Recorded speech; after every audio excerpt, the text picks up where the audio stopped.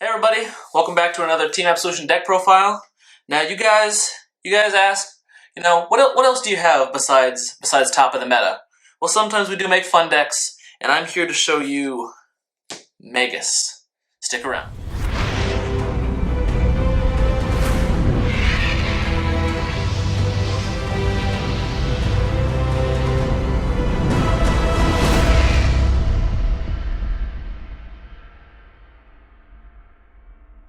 Welcome back from our dragon-filled intro. Not nearly enough dragons in this deck for me, but we're chugging along. Now you may be asking, Ryan, what happened to that card you put in the middle of the mat? Well, unfortunately in Magus you don't get to keep the cards you get to look at, which is why this deck is mostly for fun. Is it competitive? Maybe someday is the answer. But my first impression from playing the deck is I'm going to keep it for fun. It's kind of local-y.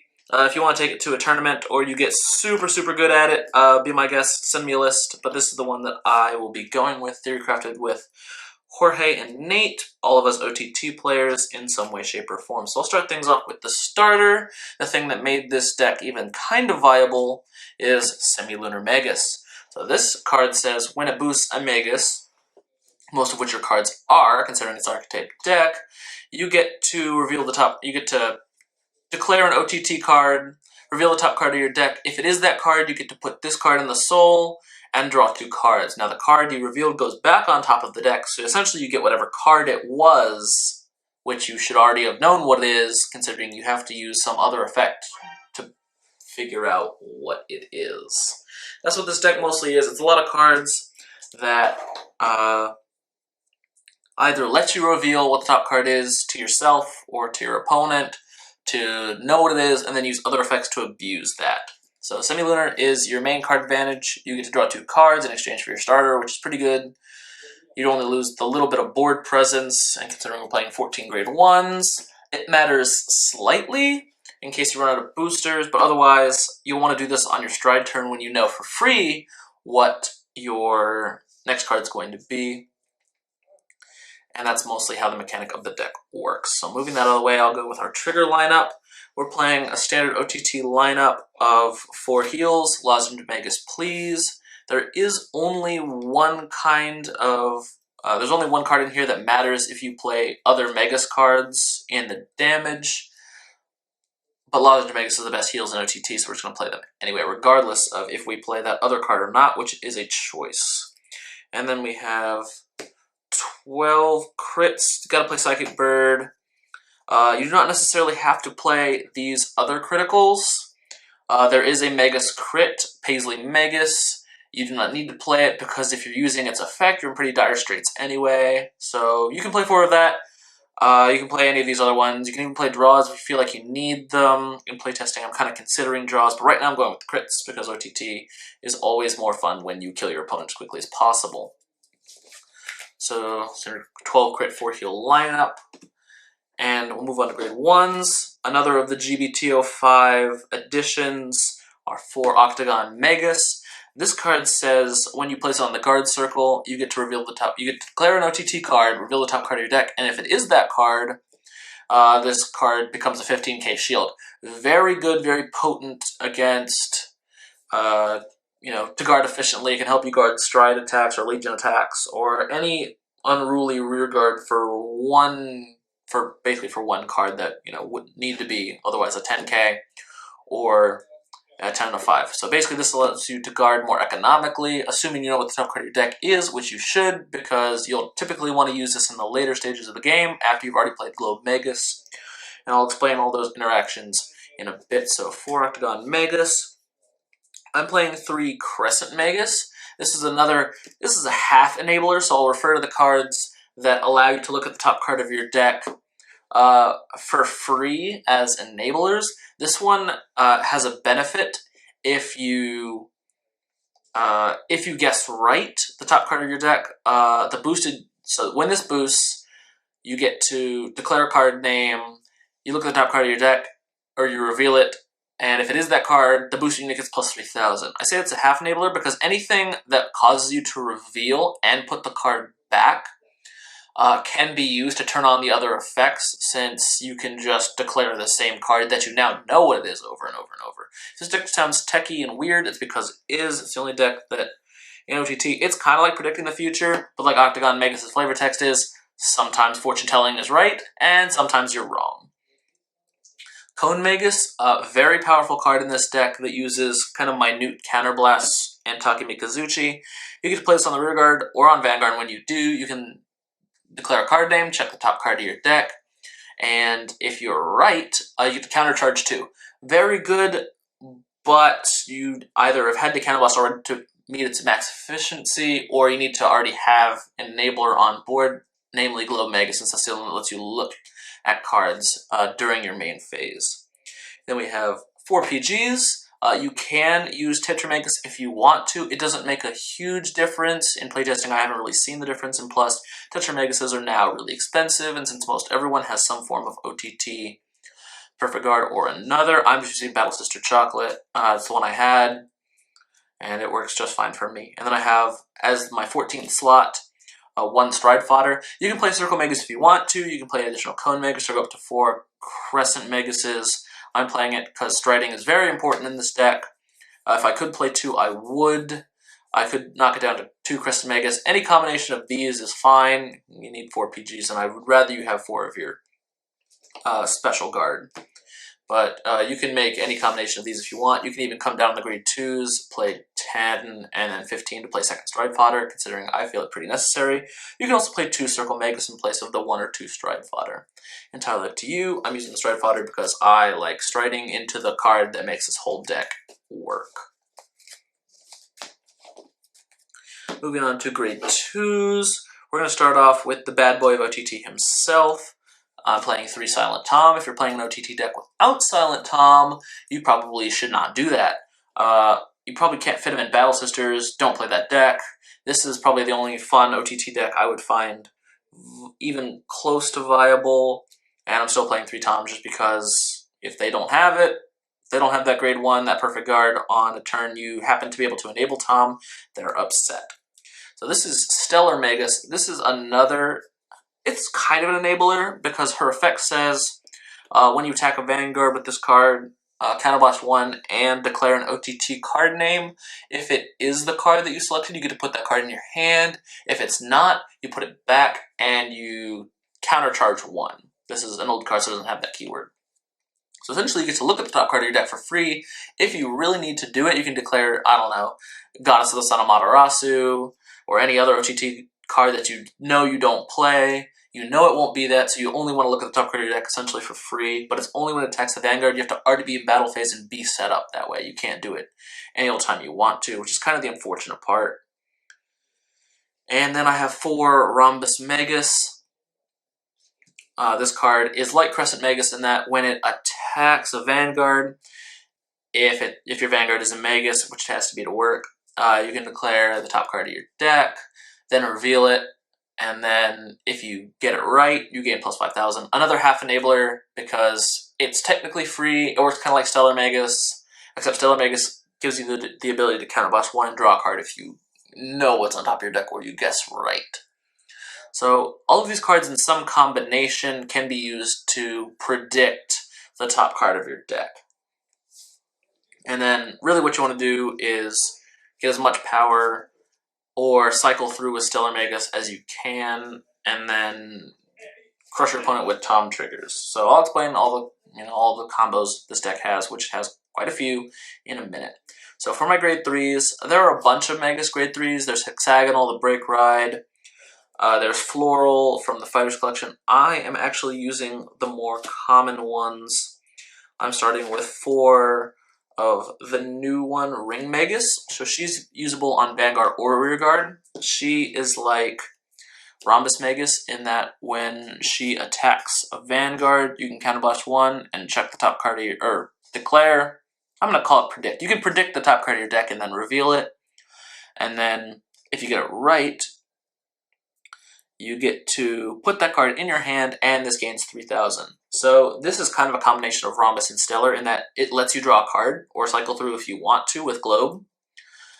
But after you use this, you don't know what the top card of your deck is anymore unless you're using Globe. So if, for example, you use Globe and see the top card of your deck is not a trigger and you have this on board, you can swing with it, use this ability, pick the top card up off your deck, you gain 3,000, check again for a trigger, and then pretty much continue the cycle for, basically gives you an extra chance. And then I'm playing my Vanguard of choice for Octogonal Magus. It's a limit breaker, so it works against ripples. Now RIP, ha ha ha, so it's not as, ripples are still pretty okay. But it does have, you want something on your Vanguard just in case you can't stride for a turn. So this says limit break 4, when this unit attacks a Vanguard, you can predict the top card of your deck and then reveal it. And if it's the card that you picked, you can give this card plus 5,000 and a critical. So pretty standard, what we would call a GB2 skill now. It's the limit break 4 instead, which is pretty common. If you can't stride, and you're pretty much dead, so you might as well have something, right? And then its second ability, the only ability that requires Magus in the damage, it's in a special counterblast. You can counterblast 2 cards with Magus in the card name, and give this unit plus 5,000 power. If you need a little bit of stipend, or you don't have anything else to counterblast, which with Stellar and Ring and Takemikazuchi, if you use it, it gets a little bit, the counterblast gets a little crowded, but you probably shouldn't be using this effect anyway if you can help it. And now, onto the part of the deck that actually, again, makes this viable, the strides. I'm playing for the one who views the planet Globe Magus. So this card is a very interesting card in that it has a pretty unique effect that turns this deck totally on. During your turn, you can look at the top card of your deck at any time you wish. Meaning you can do that before you draw, before you stride. Oh, you need to have stridden first, so.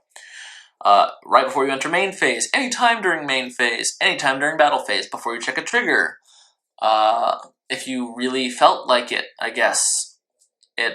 Technically, you could hit a trigger, and then before you decide where you want to put the power of the critical, you can check the top card of your deck again, see if it's another trigger, just to see if you can break 2 to pass or need to make the smarter choice. So this card's really techy in what it does, and it synergizes perfectly with the rest of the deck, as the only reason I'm playing this deck is because I saw this card.